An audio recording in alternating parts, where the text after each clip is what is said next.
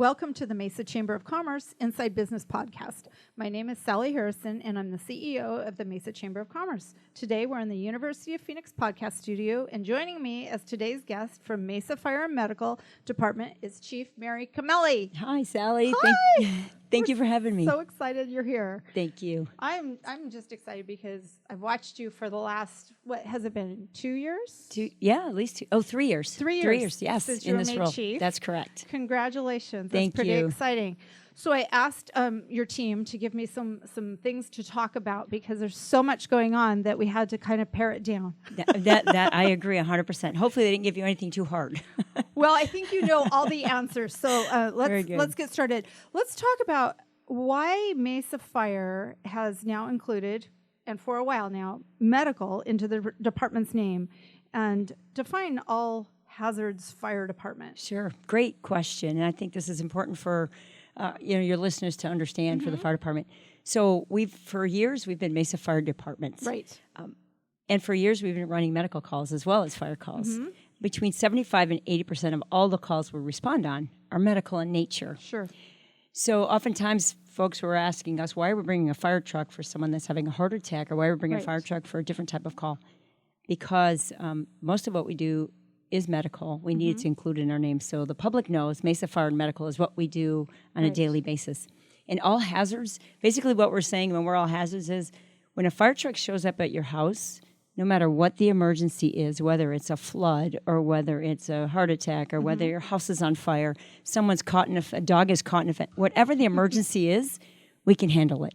You know, we do hazmat, we do technical rescue. Yeah. We have so many different specialties that we do. So pretty much whatever the emergency is, our men and women on the fire department will be able to figure it out. You've got a team for everything. We do. And I'm proud of the men and women who work on our department because they work hard every day and they truly care about serving the community. That's great. Talk about how having a social services program benefits the patients that your department responds to.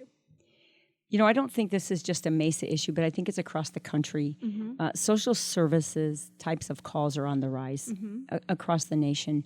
And what we have today, what we put in place for the last few years, is when our crews go on a call and they treat the patient and they see that maybe the patient needs some additional services that we don't provide, they actually advise our social service team. So the social service team it's all through their computer. They say, hey, go check on this patient. I think there's other services that might benefit this family. And sure enough, our social services group goes to their home. They assess the situation. If it's maybe an elderly couple that maybe needs to be in assisted living, they connect them with other resources that are out there and available in the community that will better serve their needs. So they're not, for whatever reason they're calling 911, they get the appropriate resources they need that could help them on a daily basis. And so our social services has been called on many, many calls, and the crews are really good about advising them that this is a family or this is a person you should check on. And so they do a really good job in going there and seeing what other needs that we can connect them with that'll help them with their situation. We have such an aging population in Mesa. I'm assuming that some of those calls are repeat calls. You probably know a lot of those patients that you're going out to see and know that they're going to be more on the social piece than a medical necessity call. That is correct. We do see some high utilizers, and some are, completely, they have no one else to call for help. And so we're always there. Mesa Fire and Medical and in the entire valley actually will always be there to respond. And when you mentioned elderly, there's another program that we do have, and that is with education. So when we go on an elderly that has fallen, we will send out our education team, and they will go out there, home safety education team, and they will go out and inspect the home, check out the house to see if there's things they can do to minimize a person's chance of falling. So maybe a rug when you're in your 60s is not a hazard. When you become in your 90s, that rug becomes a hazard. So they'll go in the home, they'll inspect the home for fall hazards to kind of mitigate and reduce the number of times this person would fall. Also put in pull bars and things like that in their home to help them get up and down so they don't fall when they're getting in the shower, getting out of the tub, things like that. So that is another way through social services and education we're reducing someone's when someone has to call 911, they have other opportunities, and we reduce the number of times they have to call 911 by doing this. That makes sense. It's great that you have so many different options for patients. Right. That's great. Tell us about your 911 call response model and describe the medical response unit model. Okay. So 911 calls, we send an engine company for any type of medical call. You'll get an engine company. Whenever you see an engine company, there's 4 people on it. You have a captain who's in charge of that crew, the engineers, the driver, and 2 firefighters. Every single fire truck in the city of Mesa has 2 paramedics and 2 EMTs on it. So that's our 911 normal response. Now, when there's a fire, you'll get more units. You'll get, as many units as we need depending on the size of the fire. Sure.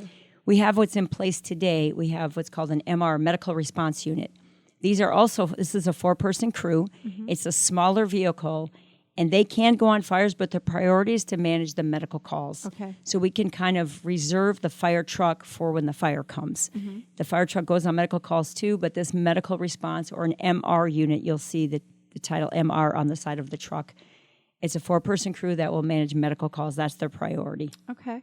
Interesting. It's new and it's I was going to say, innovative I hadn't way. heard of MR before. Right. It's an innovative way to manage some medical calls since the medical calls are on the rise. Sure. You said 80%. Yes. Wow, that's amazing. Yep. So why do we see Gilbert and Mesa fire trucks in Mesa? I love that question. I I love think that Gilbert. question. I'm like, hey, Right. you're across the street.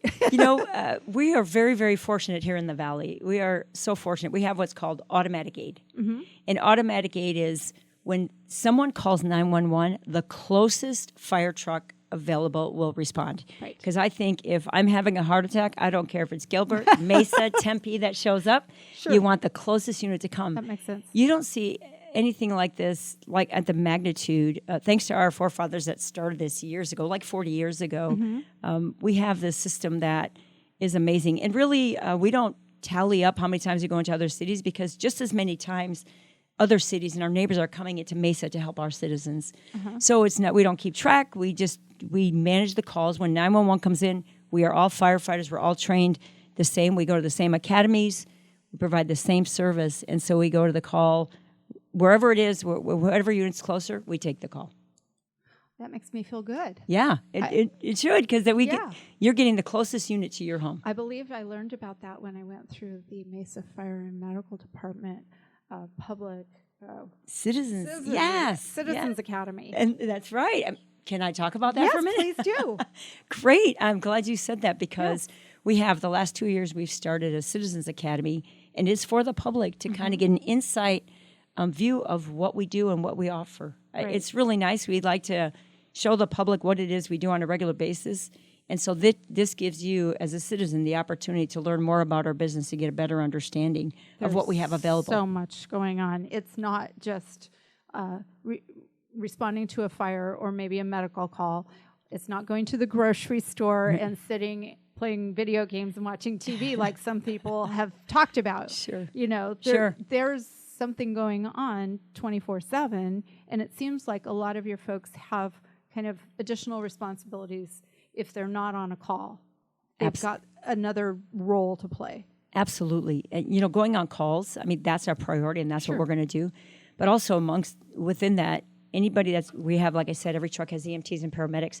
We have to fit in training, paramedic training, EMT training, fire training.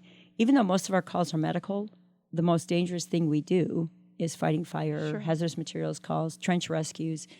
All of those we have to do just as much training so we stay proficient. So when the call comes in, we're prepared and we're ready. So all of those things we have to fit in, and also learning our areas. It's very important that every crew knows their areas, knows the buildings in their areas, the hazards in their areas, the streets. All these things are really important that we do on a daily basis. It's important that we keep up our physical fitness. We need to stay strong. We need to stay healthy so we can do our job the best we can to give you the best service possible.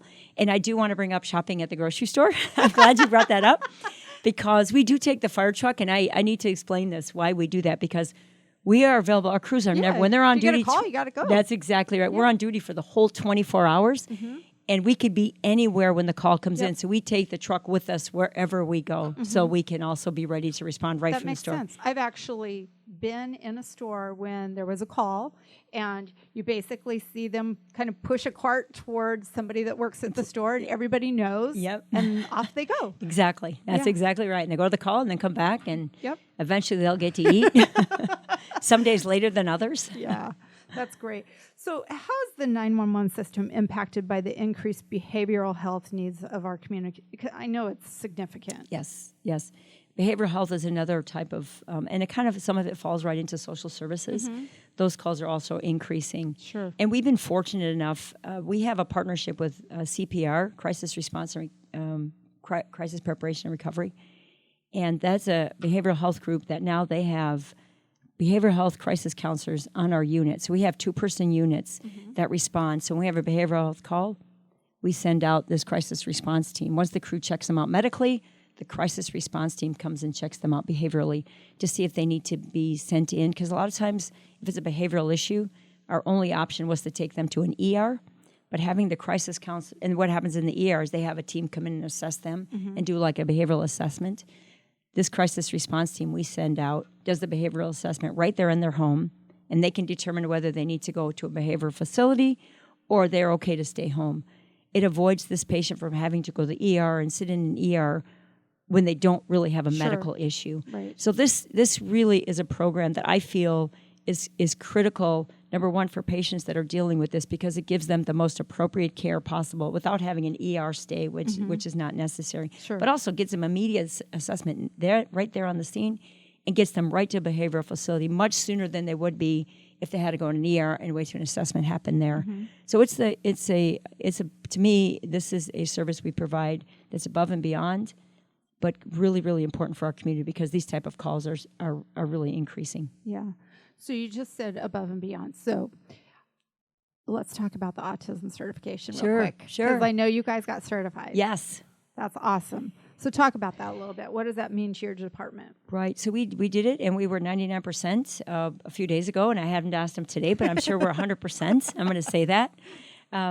Anyway, this is just a better way for our members to be more cognizant of the differences, the neurodiversity that's out there in our community that we see on a daily basis. Sure. And even in the workplace, it gives us a better understanding, more patience, and also to really value the strengths that these individuals bring that are diagnosed with autism or any kind of neurodiversity that's out there.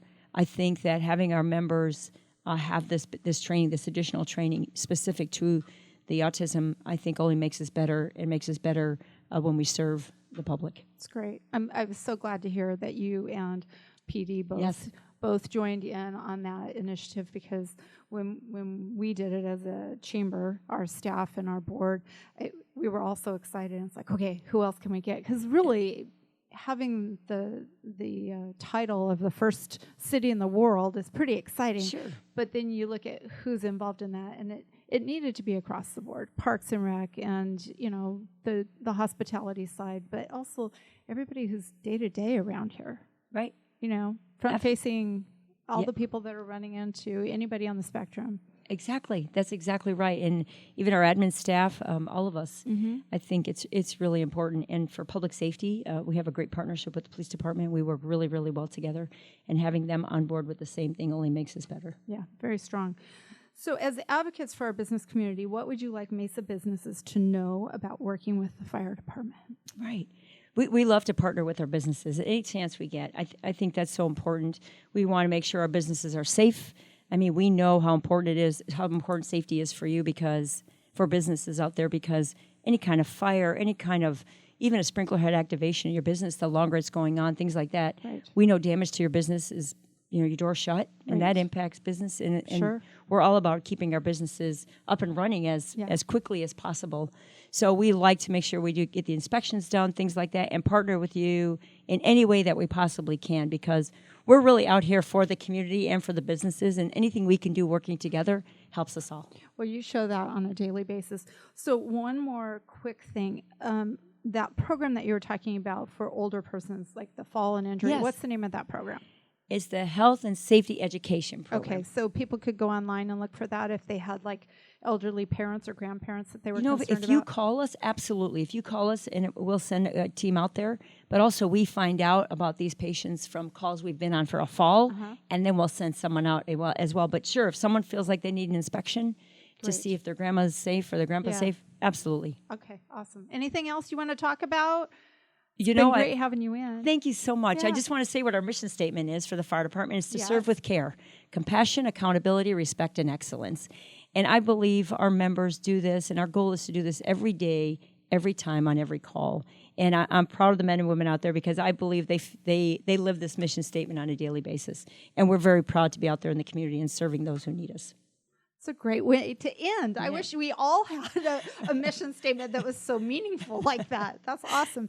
Mary, thank you for coming in to join us today on the Inside Business Podcast. You can find all of our episodes on the Inside Business Podcast at iTunes, Google Play, or your own favorite podcast website. You can also find them online at mesachamber.org. Thanks for coming in. Thanks for having me. Yeah.